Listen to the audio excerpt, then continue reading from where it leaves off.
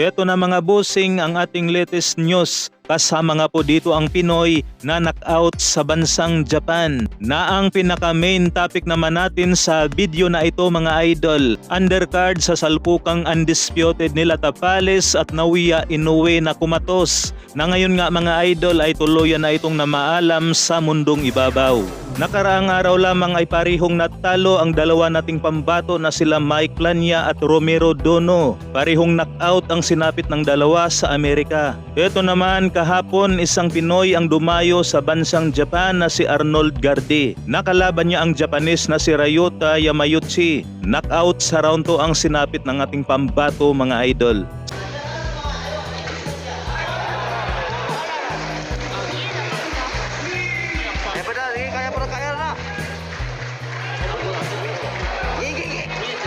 Samantala, Batang Yagit o yung tinatawag nilang Laway, muli na naman itong bumanat kay Albert Pagara. Sinabi dito sa post ni Batang Yagit mga idol, buti na lang daw na umatras si Pagara sa kanilang laban. Dahil kung di daw ito umatras si Pagara, pupulutin nga raw ito sa kangkungan.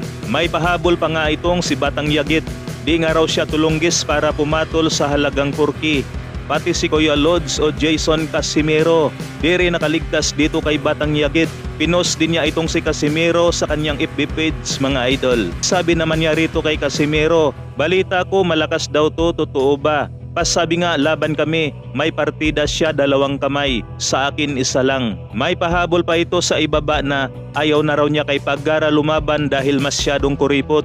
Para naman sa mga hindi pa po nakakaalam mga idol na dating pro boxer itong si Laway. May record nga po itong 1 panalo, 8 talo at 2 tabla. Courtesy nga po ito sa ating kaibigan na si JP Boxing Report. Ngunit Donaire, tinulungan niya pala si Angelo Leo para wasakin ang ating pambato na si Mike Plania. Nabase nga po sa post ni The Filipino Plus, Donaire mga idol. Pinakita nga po niya ang kanilang sparring ni Angelo Leo. Kaya maaring si Donaire ang nagturo kung paano tapusin si Mike Plania sa loob ng round 3. Speaking of Donaire mga idol, kinuha nga po ito bilang commentator ng DAZN para sa salpukang Aston Selby versus Esteban Palcao, kung saan ay panalo naman itong si Aston by unanimous decision. Samantala mga idol, ating pambato na si Wiljon Mindoro, nasa Amerika na rin ito sa pangangalaga ni Brendan Gibbons. Para naman po sa mga hindi pa nakakaalam na bukod kay Yomer Marcial,